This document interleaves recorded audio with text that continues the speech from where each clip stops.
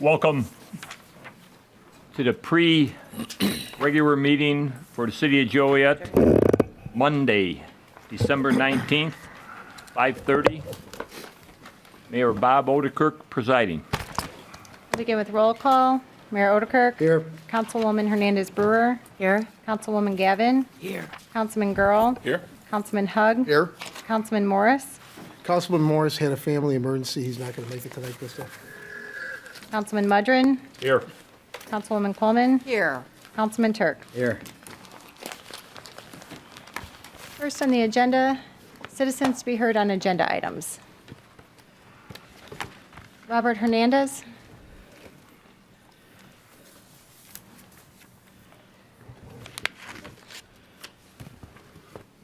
Good afternoon, Mayor, members of the City Council. As part of the agenda item, there's a lot of people that are here, and the issue of Name and funding the address, Rialto, name and address, please, for the record. 809 Westminster Road, Joliet, Illinois, lifelong resident of Joliet, Robert Hernandez. Thank you. Again, I want to reiterate that the taxpayers of this city, who have spent over $20 million over the last 25 years on the Rialto, have had enough. Today, a letter appeared in the Herald News that was sponsored by several former city councilmen, city councilwoman, and former mayor, all who were defeated for re-election because the people of this city wanted change. In fact, our own mayor defeated two of them, former Councilman Brophy and former Mayor Girardi, because the people wanted change. They wanted to see an open and transparent government. And for years, the Rialto has been mismanaged, I'll share it. has not I'll share it. Thanks. been spent the money wisely that has been given from the city, and we need change. We need change that is going to represent the taxpayers of this city. What is more important? My father, who's a retired police officer of 38 years, and my uncle, who was 28 years and died, they were law enforcement officers of this city and county. And we need more police officers on our street. Right now, we're still over 40 short. We have to prioritize. What's more important, the safety of our children, our grandchildren, our aunts, our uncles, our parents, our grandparents, our husbands, our wives, our families, or catering to a few to keep a Rialto open that has been mismanaged with the city of taxpayers of Joliet's money? In fact, Mary Jaworski pointed out today in the Chamber of Commerce letter that she wrote that it's imperative that the Rialto be kept open. Years ago, since I've been around for so many years, when they were going to open up the Harrah's Casino, John Q. Hammonds appeared before the Joliet Chamber of Commerce and said, "Raise your hands, how many people want to invest?" People weren't sure, businessmen weren't sure, nobody raised their hands. Nobody raised their hands. Well, this is a great time for the Chamber of Commerce. Mary Jaworski said there's hundreds and hundreds of businesses involved with the Joliet Chamber. It's time for the Joliet Chamber to step forward with its hundreds and hundreds of businesses and save the Rialto with the $500,000 that it needs. The City Council has given them an opportunity to lobby their state representatives so the city can take ownership. And what has the Rialto done? It hasn't done anything. One of the things they could do is for the four appointees to resign and show that they want the Rialto to stay open by putting new members on there that'll bring an open government and transparency once and for all to the Rialto, which again has been mismanaged for several years. Councilman Hug took a beating several months ago when Randy Green, the former director, appeared before the City Council, and Larry questioned him on their finances. A few months later, we come to find out that it was true. They were in debt. They weren't paying their bills, couldn't pay their electrical bill. They owed vendors hundreds of thousands of dollars. $20 million is enough. The taxpayers of Joliet, the majority of taxpayers, are saying no to any further funding the Rialto. Thank you. Thank you. Is there anyone else that would like to speak under citizens to be heard? Thank you. Carol Mulvihill, 1502 Woodbridge, Joliet. I too am a lifelong resident of here. First of all, I'd like to address the last point There was a recent survey taken by the Times Weekly. 60% didn't want the city to take over. Also, I know there's been a past history, and everybody's pointing fingers at everybody. And believe me, when I started volunteering 20 years ago, had I known this day was coming, I would have paid attention. But I didn't know. And I didn't know that you got booted twice. I didn't know if that was the same mayor. No, two different mayors. Okay. I wish I would have known that at the I did read your time. email. Okay, I would have spoken up. But anyhow, we've turned a corner. Some of those people are gone. Most of those people are gone. We've gone a different direction with managing the Rialto. And we want to give Venue Works a chance. In September, they said that they didn't know if they could have any shows by the end of December. But they did. They're real conservative. And that 40 shows, Mayor, that you mentioned, that was a minimum. If there's going to be people in the area that Venue Works can get on board for some of their other theaters, they're going to ask them for ours too. That 40 was just a minimum. Thank you. Thank you. Sir. Good evening, Mr. Mayor and councilmen and women. My name is Nick Mackers. I live at 22 South Midland Avenue in Joliet, in the house that my dad designed and built in 1947. So therefore, obviously, I'm a lifelong resident of the city of Joliet. Since I retired 14 years ago, I've devoted myself to volunteerism in the community and to promoting a sense of pride in Joliet. And I think we're all well aware that our city has an image issue, and I think that's one of the greatest obstacles to the redevelopment of the downtown that we all consider to be so important. My feeling is that at this particular point in time, to oversee the shutting down of the Rialto Theater would be devastating to our community, not only from a cultural standpoint, but from a business standpoint. I think that what needs to be done at this particular point in time is to allocate the funds to allow Venue Works to continue their efforts to bring programming and events to the Rialto Theater. Clearly, our community is lacking in event venues, and the Rialto is a premier event venue.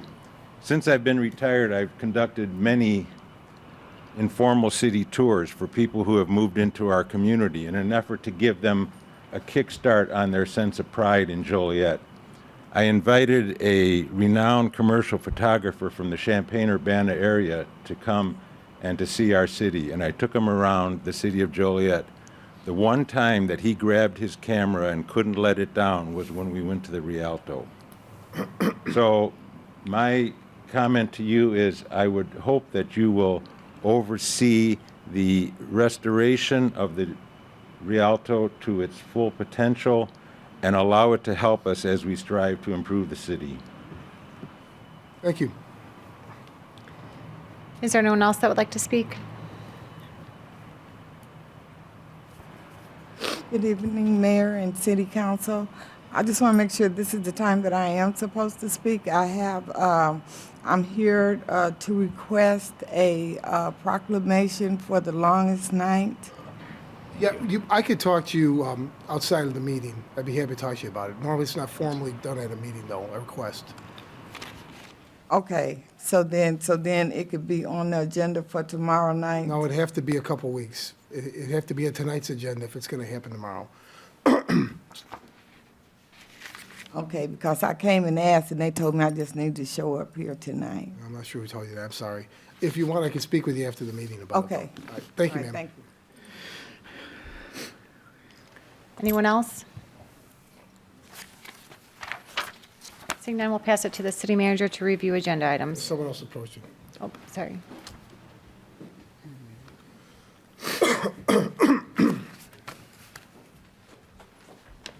Evening, Mayor, City Councilman. There's a lot of people here. Is this all for the Rialto? Okay. My name is John Dillon. Some of you may like it, some of you may not like what I have to say. I've been in the city since I was, 6 years old. My family has had owned a business in this town for over 70 years. It's only stopped after I didn't want to do it, and none of my siblings wanted to do it. My grandparents ran it. My parents ran it. We were downtown here, right by where the fountain's at. In the 70s, a lot of stuff burnt down. A lot of businessmen went out of business. We've been giving money to the Rialto, which is great. I'm all for the arts.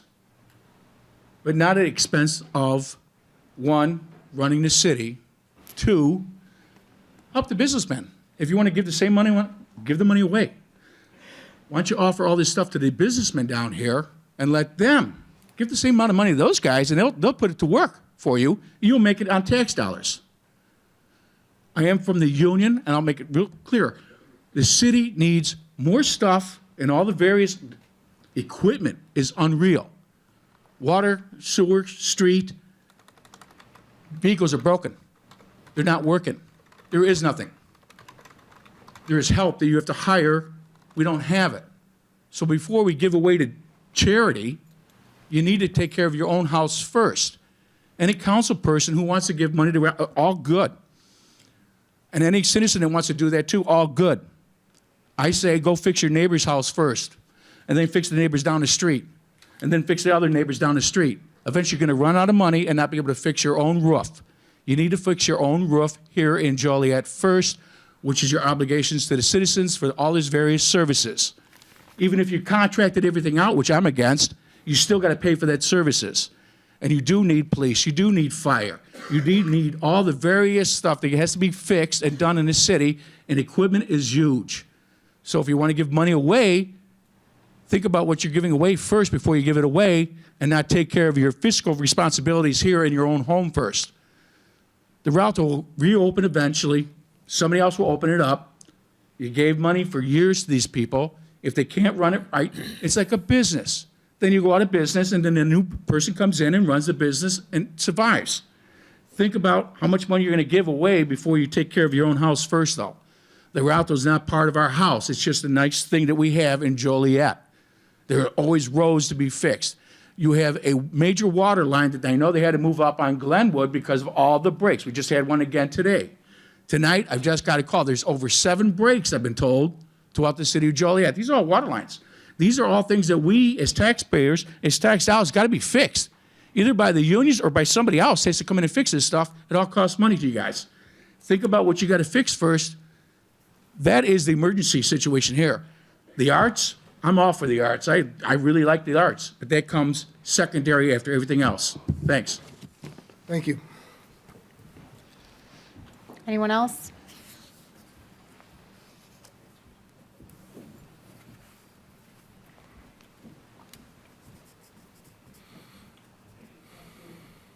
Mayor and council, thank you very much. This is the first time I've spoken to you directly, and this conversation has been going on for quite a long time. I want you to know that I've listened very carefully to each of you. I've watched more of these meetings than you probably would ever expect, and I've been very, I've taken on board everything that you've said, and I have to say that I empathize and sympathize with your positions more than you know. I have 4 points that I'd like to make tonight as you consider the questions before you as they relate to Rialto. And Name and address for the record, please. I'm so sorry. It's Tricia Simpson. I'm 945 Shetland Drive in Frankfort, Illinois. I'm sorry. Thank you. The first one is the issue of accountability and transparency. There can be a 1,000% improvement in that. I work for a company that is that we hold that as a premium. Most of you all do as well. We need to go a long way to improve that, and I've heard all of your comments about what you expect from the theater going forward, and I support that 100%. I also failed to mention I'm the president of the Rialto Square Theater Foundation, and I have been for the past 3.5 years, so this is important to me on several levels. The second one is not the subject that is before the council tonight, but one that's important, I think, to other people in the community. The theater owes a great deal of money to vendors and business people and performers. Some of them are nonprofits. Mary, you and I have had conversations with people related to that. I take that very personally. I take that as seriously as I take a debt in my own household. We must pay those bills somehow. That is not the responsibility of the council. It's the responsibility of the theater. And the foundation board is doing everything it can do to help that. But real people are impacted when those bills are not paid. And I have to say that if we do not move forward on a better path, it makes it very difficult to pay those bills. And businesses will suffer. People who put their faith in the theater and expected a fair relationship deserve better than that. And I take that personally and my responsibility to do what I can do. Third of all, and something that I'm sure many of you have been to performances at the Paramount Theater in Aurora. And I was there at the beginning of the month with my son. And at the beginning of every show, there is a thank you while the lights are up and the theater is full before the show starts. A thank you to all the supporters and all the sponsors. And lastly, to the mayor of Aurora for taking a leadership position and having faith in that theater and being the first subscriber to their Broadway series. And I sat and listened to that earlier this month, and I thought how wonderful it would be if we could start every show at the Rialto exactly that way, thanking our sponsors, thanking the supporters, and thanking the leaders of this community for backing the theater. And I know we have had a very bumpy road, but I would hold it. I would be very happy if we could get to that point sooner rather than later. And last but not least, Mayor, I would encourage you to use the power that you have to appoint people to the board of that theater. There are other options I know that you're considering, but what you can do right now is appoint thoughtful leaders to take their places on the WCMEAA and help the theater get back on track. We need to get back on track. In my view, the success of this theater is not, the success of Rialto and Joliet is not through a dark theater. We need to keep those lights on. We need to be able to pay the bills, and we need to continue to bring people to downtown Joliet and make the theater, again, something that is a source of pride and community spirit that we can rally to, not fight about. And that's all I have to say. Thank you very much. Thank you. And for the record, currently there's one mayoral appointment that I have to make. Governor Rauner has 2 appointments that need to be made. Thank you. Anyone else? City Manager? Thank you. Mayor and council members, direct your attention to the agenda for tomorrow night. Beginning on our consent agenda, we have Council Memo 597, which is a filling position vacancies. We've got a retirement of city planner, well, not the city planner, but a planner position in community development. And then also we've got 2 utility billing clerk positions. One is open due to a transfer, and the other is the creation of a second position. I'm not sure I saw a liquor commissioner here this evening. I think Detective Clement I guess we wanted do. Those are the next 2 items. Mayor and Council. Council member memo number 599-16, issuance of a new Class B liquor license located at 1050 Northeast Frontage Road, Countryside Banquets and Conference Center. A public hearing was held on November 16th at 9 a.m. at the Joliet City Hall in reference to this new Class B liquor license request for International Union of Operating Engineers, Local 150, doing business as Countryside Banquets and Conference Center. No one from the public appeared in opposition of this request. This corporation has named Silvio Bartello as a resident manager who is in good character. All employees are currently Bassett trained. Fire and building departments have no issues with the license request, but need to do a final inspection after the remodeling is complete. The police department has no issues with the license. No monies are due to the city. And based on the liquor hearing findings, the Liquor Commission feels that the issuance of said liquor license would be in the best interest of the city and is recommending approval. We do have Kathleen Dunn here if you have any questions. Questions? One question. Yes. Is that located by the car dealership? Yes, so Behind it, just to the north? yes, right by actually the baseball fields. So right off when you turn, so you'll see the Harley Davidson, and then further down there's a baseball field, and then we're right by the baseball field. Was on it closed Frontage for a Road. period? I'm sorry, what was the question? Was it closed for a period of years? It was, so it has been just used as for union meetings. We used to have an old caterer that used to occupy that banquet hall, but now Local 150 is taking all management of their banquet halls. It will be a banquet hall conference center now. Can you Yes, run it out? correct. Great, great. Thank you. Thank you.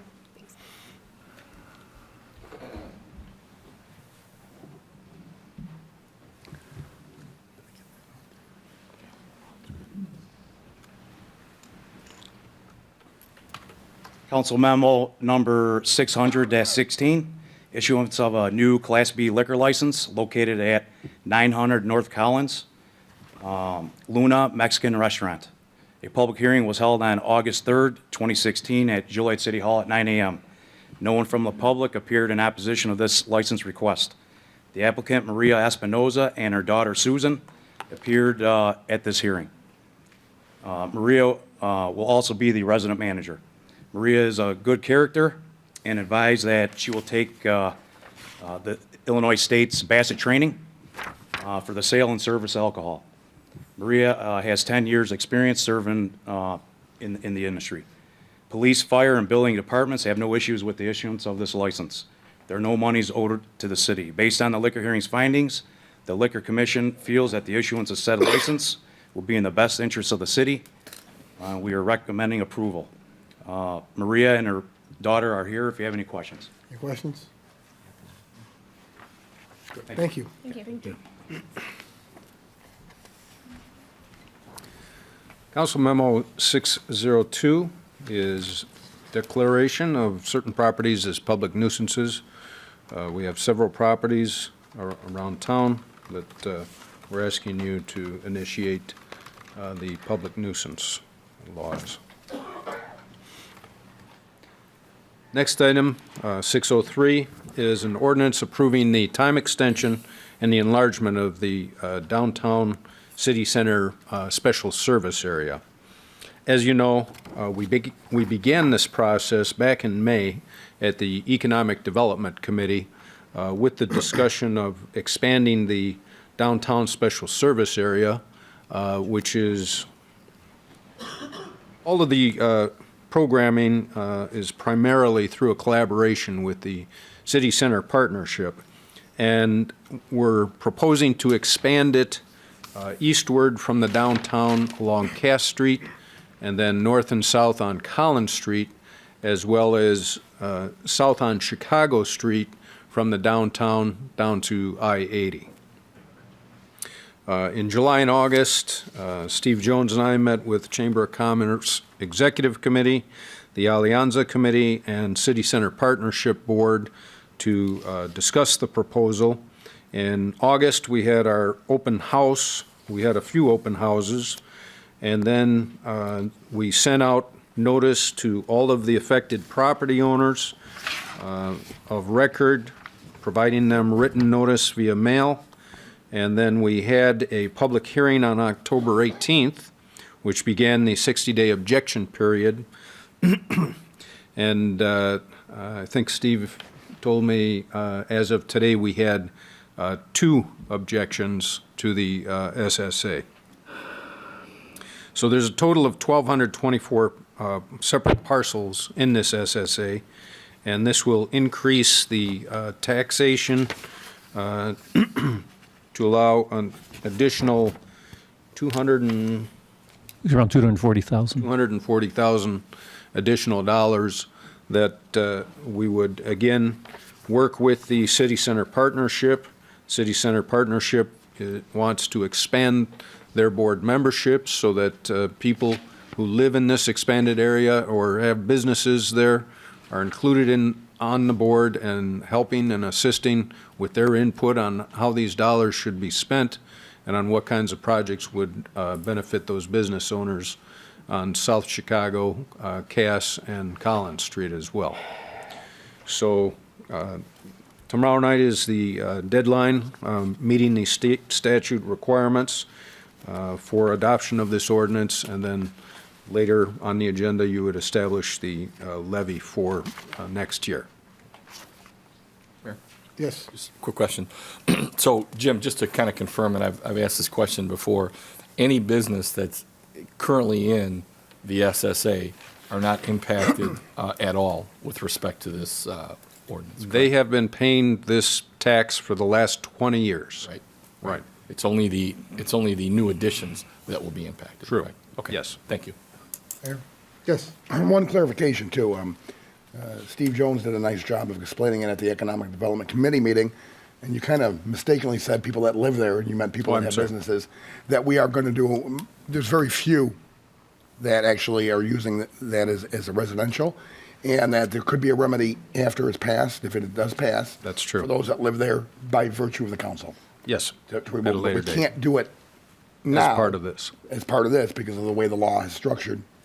Yes. This particular thing, but I wanted to put that out there, Steve, you had mentioned at the meeting that there will be some remedy down the road if we choose. Yes, it was the will of the Economic Development Committee to have staff develop some program alternatives, which we'll bring back to the Economic Development Committee. And once they vet it and we come up with a program that we think is usable, certainly that'll come back to council. But the goal there was, there are folks who are living in homes that have business zoning. And in effect, when we put together the SSA, we limited the SSA to commercial, industrial, business zoning. So it's a way to not penalize folks who are owner-occupied residents within the area, regardless of what the zoning is. So we'll be back probably by, I'd say before March 1, with a good, solid recommendation. Yes. I realize, Steve, you had mentioned that this is going to bring in approximately $240,000 of new. Does this get co-mingled with the existing downtown, or are they going to have their own separate bucket of funds? Good question. The answer is yes and no. The no relates to the fact that there's probably about $450,000 that's accumulated through this 20-year period that was generated within the downtown area. As we move forward to put together an agreement to sort of solidify our relationship with the City Center Partnership, on a staff basis, we've indicated that we didn't think that that surplus should be spent throughout the entire new area, that should be reserved for the area in downtown.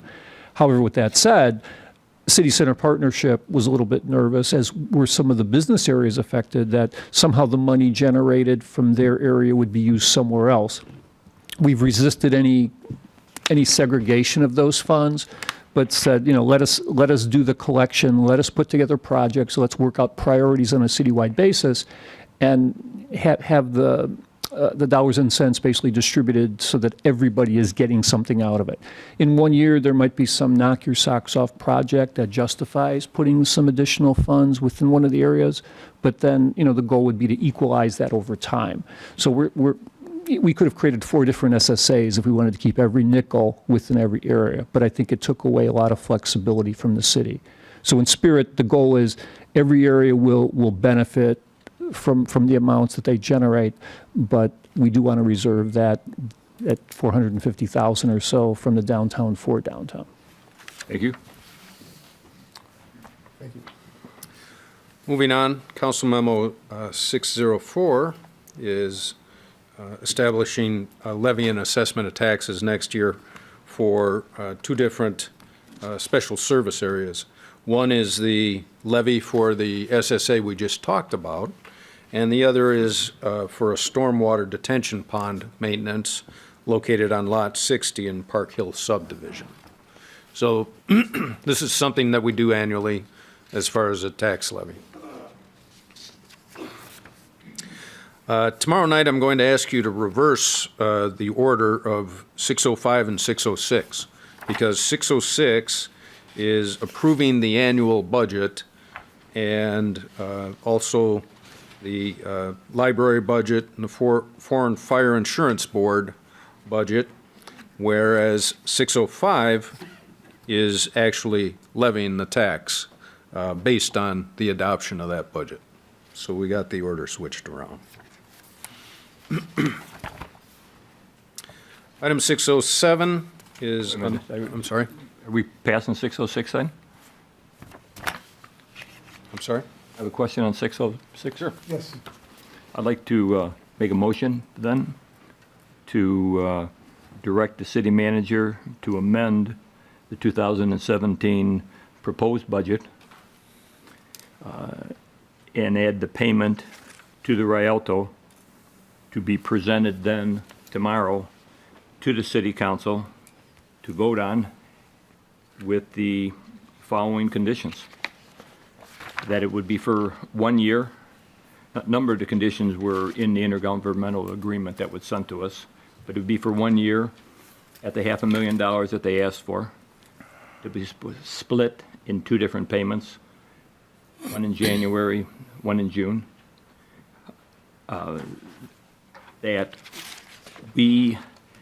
they, Rialto, would enter into a contract with Venue Works, and we, the city, would have our designated individuals, financial director, I assume, and inspector general, to be authorized and monitor all financial operations of the Rialto.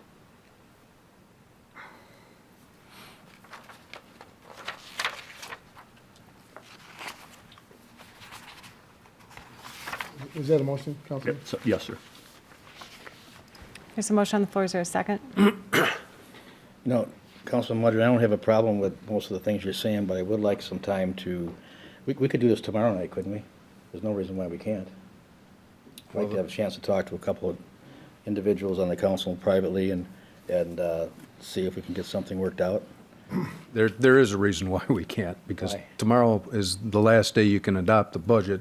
The change has to be made in the budget for that expenditure, and that's what is presented to you tonight. Well, we can. So you have to decide tonight if you're going to adopt the budget with that change tomorrow. Yeah, but I think in the past, we've always, if there's anything that we needed to add that evening, we can adopt the budget contingent on that being put into the budget.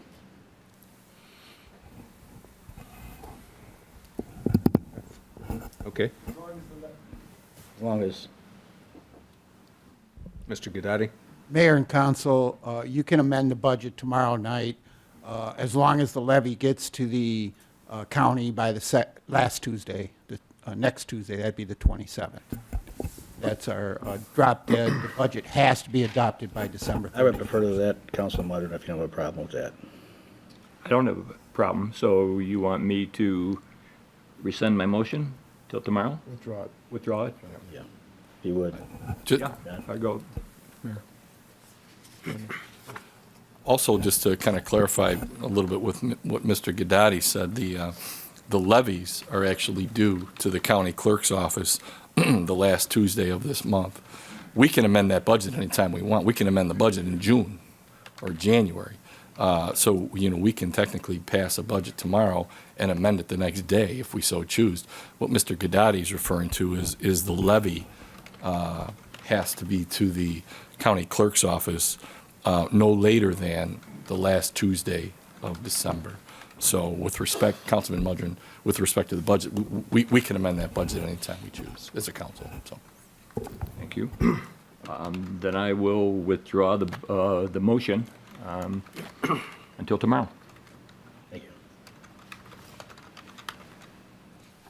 Moving on, Council Memo 607.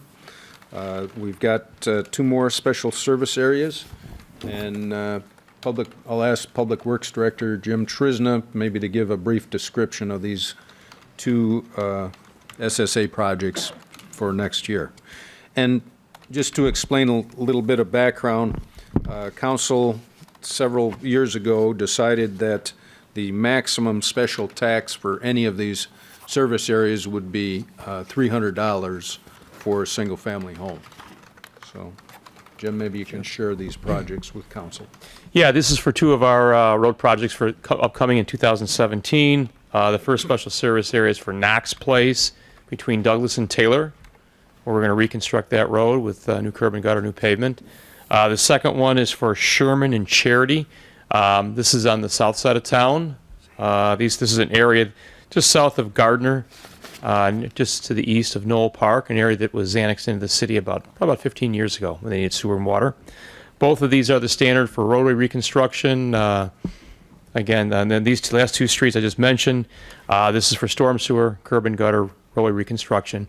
As the city manager said, the cap is $300 for single-family residents, or if there's if it's owner occupied and it's a rental up to 2 units, if it's rental property and not owner occupied, there's a table that goes up from $450. It's potentially as high as $1,500. So this is our standard SSA, we start this time of the year for road work for the upcoming season.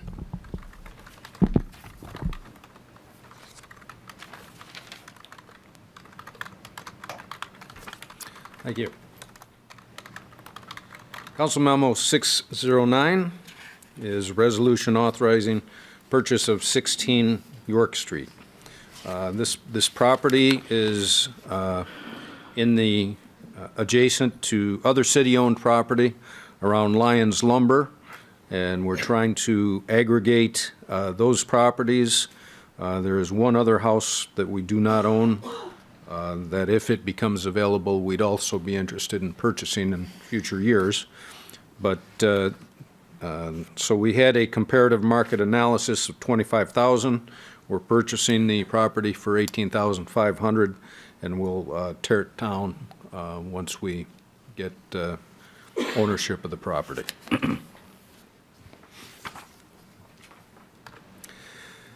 Item 610 is authorization to sell a retired police dog to Officer Van Gessel, is it, Chief? For $1. So, it's going to take much more to take care of that dog in future years, since he's too old to do the job for the police department. So it's his formal retirement. Yes.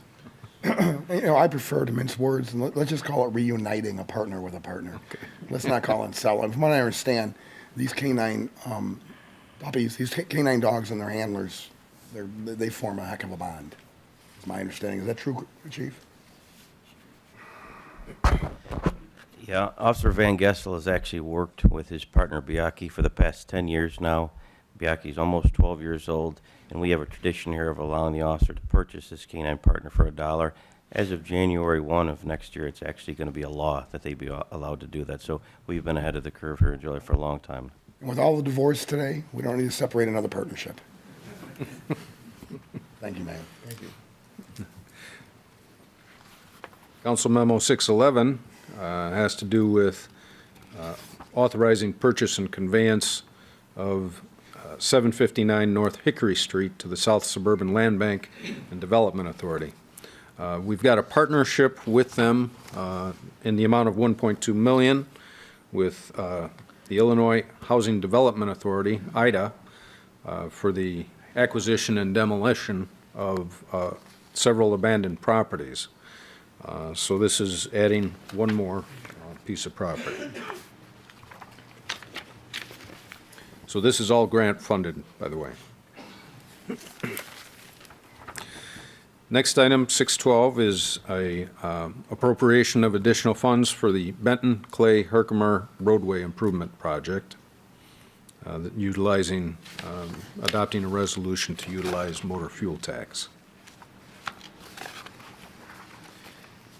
And 613 is a submittal of the Consolidated Annual Performance and Evaluation Report to the Department of Housing and Urban Development.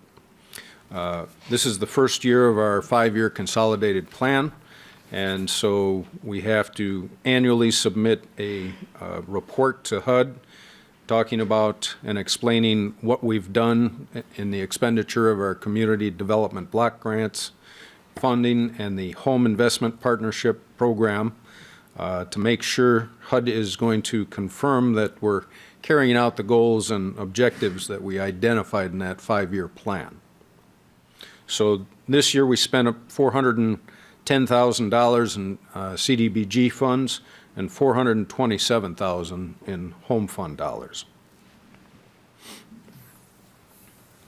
Any questions?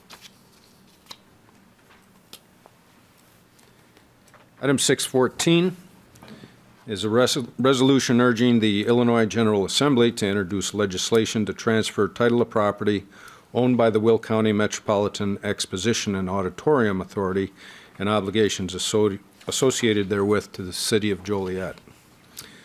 Giving a little background, as you know, we had a special meeting this past Wednesday, and so a little background on this resolution explains how the city since 2002 has contributed a bit over $11 million during that time period. And then in March of this year, we paid $113,000 in back payroll taxes to the federal government and state government.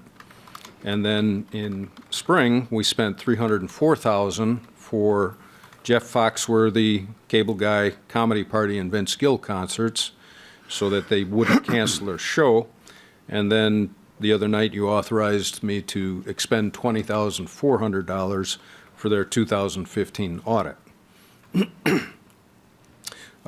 It also understands that the Rialto has a $2,392,000 liability, outstanding loan balance effective today, and approximately $500,000 in unpaid bills.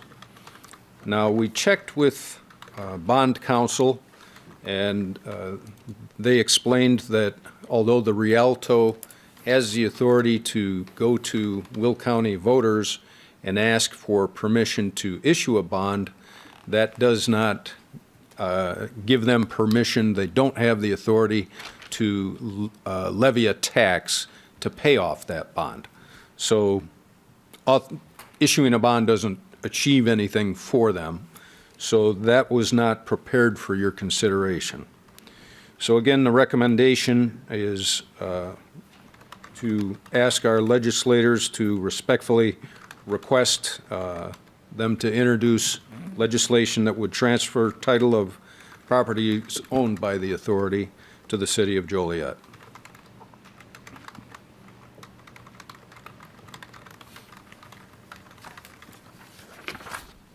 Any questions?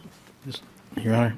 Yes. Just one question, Jim. Yes. Does that mean deed it over to the city of Joliet, just to deed it over for $1 or for, I mean, any compensation we have to pay to get the theater? Well, typically, just $1 or $10 is, the state said we could buy the prison for $10 anytime we want. So money has to transfer to make it a legal binding agreement. Okay. Regardless of the amount. Thank you. That's it. Thank you. And then the bids and contracts, and along with amendments, change orders, and payments will be reviewed by committees. But I do want to point out to you, I think it's important, Council Memo 620, since the budget was prepared and presented to you just a few weeks ago, our supervisor in our motor division came to me and said he had to take 34 police vehicles out of service. These range time period of 2002 to 2005, that the brake lining, the brake lines had completely rusted out, and a couple of police vehicles had lost their brakes completely when they tried to stop. So they did an inspection of these vehicles. They aren't able to get the parts, and as they're inspecting them, they also broke some fuel lines because they're so rusty.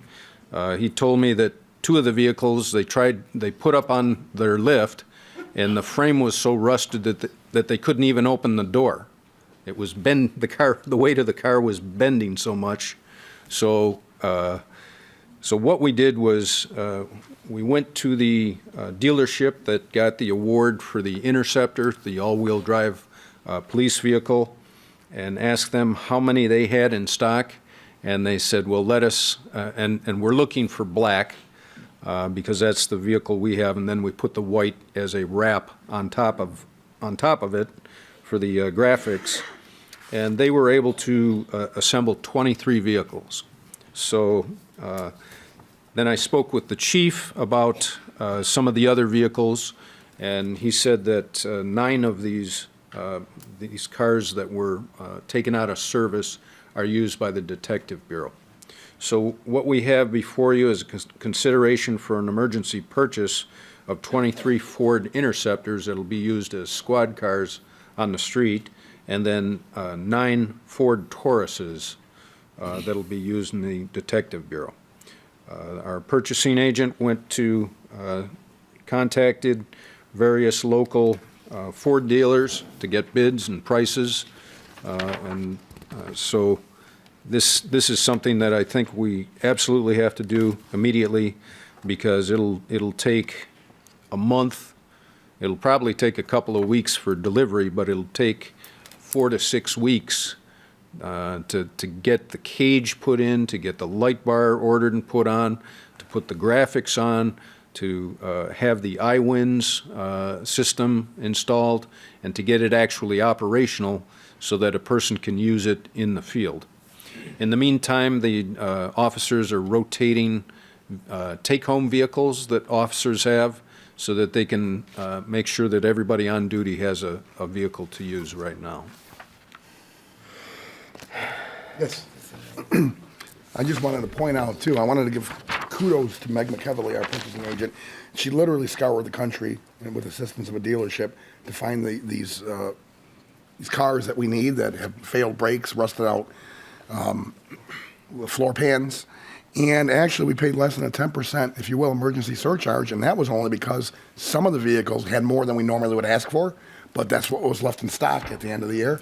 So Meg McEvely did a fantastic job finding a cheap way, or I don't want to use the word cheap when we talk about cars and brakes, an inexpensive way to, help replete our, and it's only another step in the right direction. We have more cars too. So I wanted to thank Meg for that. This is a needed piece. I also want to thank Megan and on her purchasing power. I tell you, that lady will find it if you need it. She will find it for you. And for our guys that are out there, this is a must need. This is a right now do thing. So we have to make sure that our officers are safe. And so we got to get this done right away, ASAP. That's all I have, Mayor, except for a request for closed session. Mayor, one thing on the bids and contracts and so forth. Mike Brick, who's the development director for the museum, is here. Yeah. Well, we have it for approval tomorrow, and it's approval for some improvements in the basement of the museum. They're doing it just for transparency and clarity. The funds will come from donations made to the museum, but since we're the landlord and owner, so to speak, they put it on our agenda for tomorrow. We did not have it at the, we only got information only at the committee meeting. So I just wanted to point it out if anybody had any questions from Mike Brick. Questions? Next is public comments. Is there anyone that would like to speak under public comment this evening? May I approach?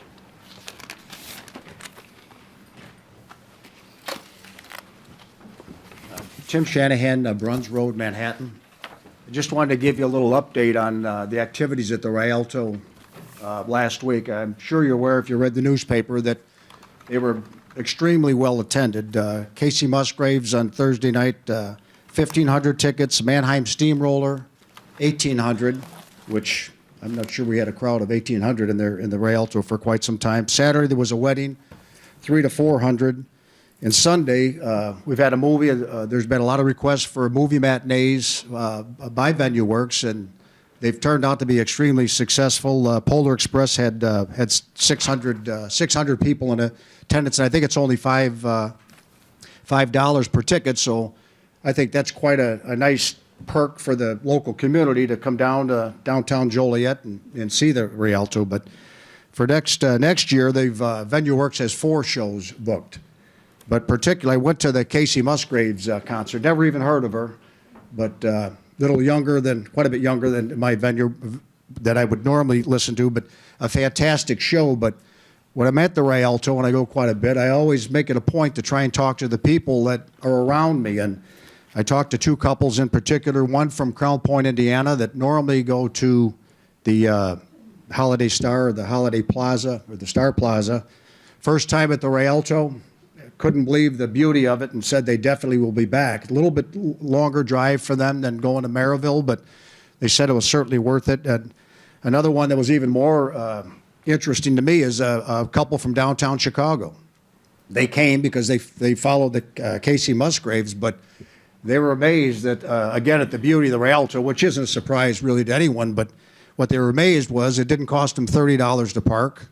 They were amazed at that cost. I think they had dinner at Juliet's, which we ate at Juliet's, and it was packed. I think every restaurant was packed. But they were amazed at the low cost of the meal, and they were amazed at the low cost of the beverages at the Rialto, which I guess compared to downtown. But I guess the point being is there's quite an attraction that are coming to the Rialto. When we get the people there, I know they will return. The people from Chicago said they definitely will tell their friends and come back. And one last point is kind of something that's been missed a little bit is venue works. You know, my professional career, I managed a welding distributorship, and we really had valued our vendors, especially if you had a quality vendor. Well, you did everything because they were taking care of you, you did everything you could to take care of them. And Venue Works came in, made a proposal. I don't know what it would cost them to go ahead and put together, bring all their people in, but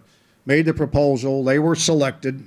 I'm sure they had thousands of dollars invested, and they've been working for $1 a month in good faith to try and get the Rialto back on its feet. And as I've mentioned before, we've seen signs of positive activity, and I just hope that you please keep that in consideration when you're deliberating. I know Venue Works isn't your main concern, just the taxpayers of Joliet. I understand that, but you know, I think we got a quality third management company in place, and I just would hope that you'd see it to give them a try and see what happens. But thank you. Thank you. Anyone else like to speak?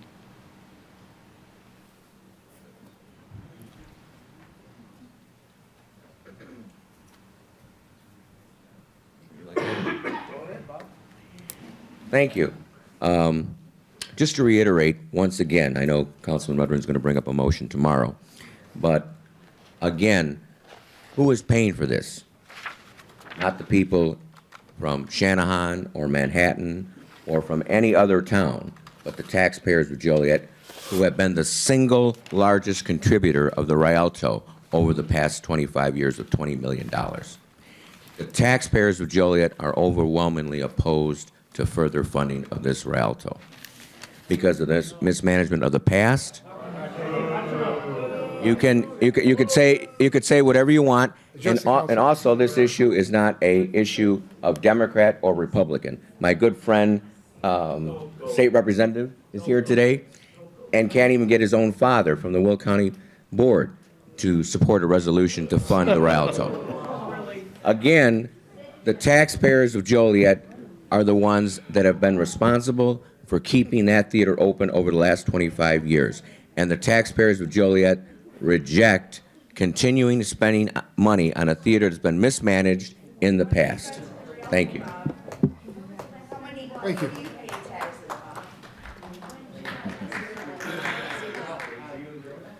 Thank you, Mayor and City Council.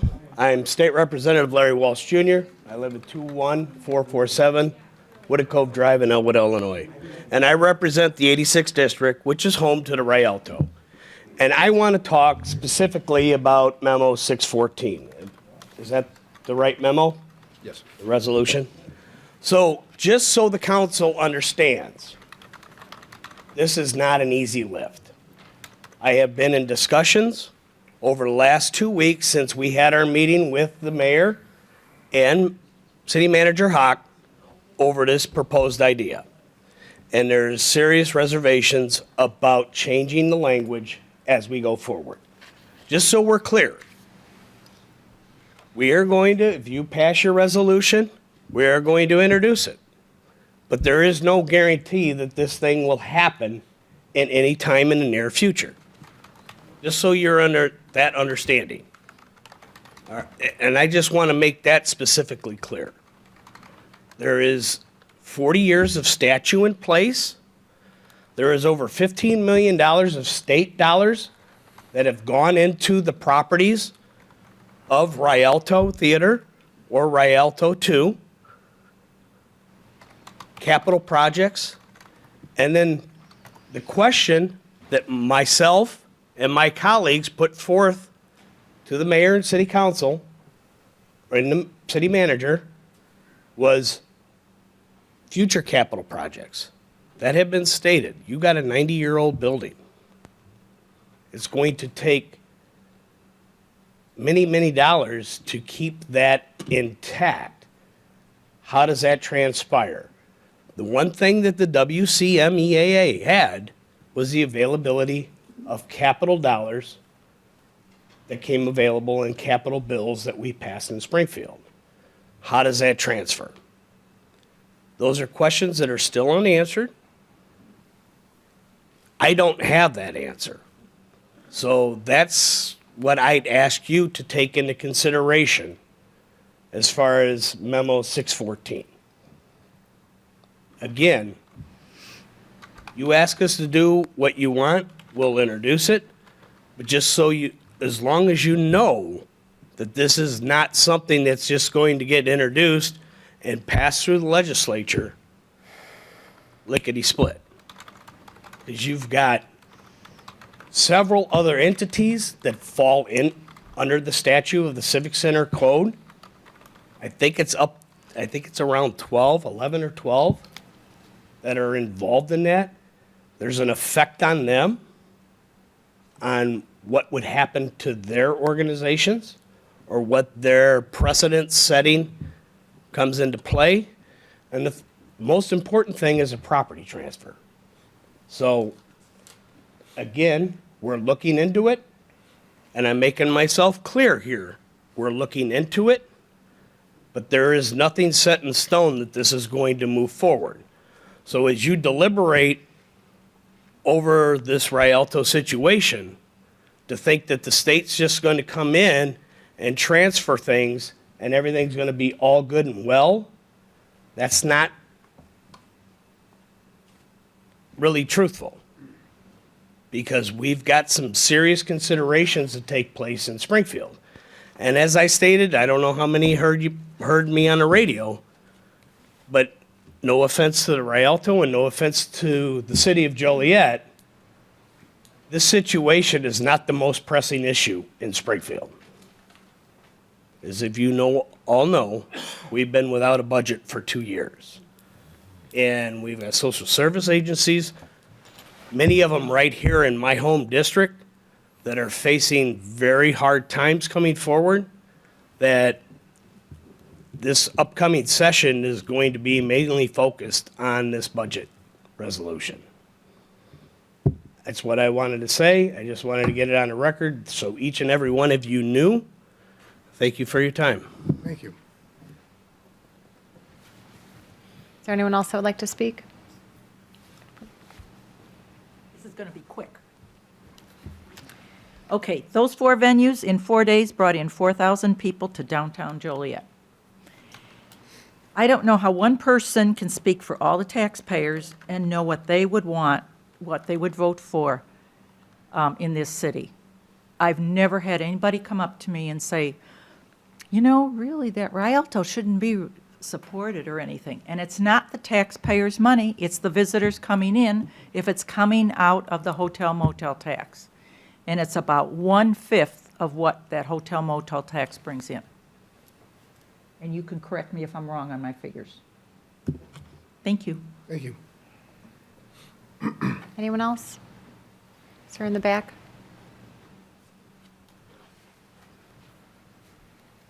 I'm going to have to get this way down. I just want For the record, name and address, please. Teresa Evans, 1108 Plaza Drive, Joliet, Illinois. I was born in here and I'll probably die in here. I want to tell Mr. Hernandez that the money's not coming from the Joliet people to support this. This is back in the 80s when it first went into reorganization. It was specifically said that it would come from the motel hotel taxes. And the people of Joliet don't pay that unless they get a room.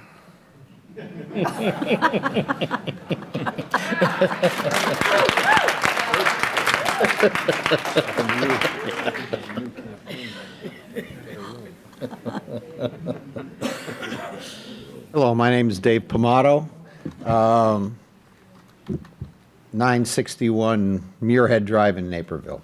Born and raised in Joliet on Herkimer and Collins Street, just down the street. I was involved as a child coming to the Rialto. That was my movie theater. When I went to one of the other theaters, it was just a box with some curtains. That wasn't my idea of a theater. I helped the Rialto get open. I had a job professionally in Chicago, came down to work the opening in 1981, and was able to open the first 3 shows before I had to go back to my other job.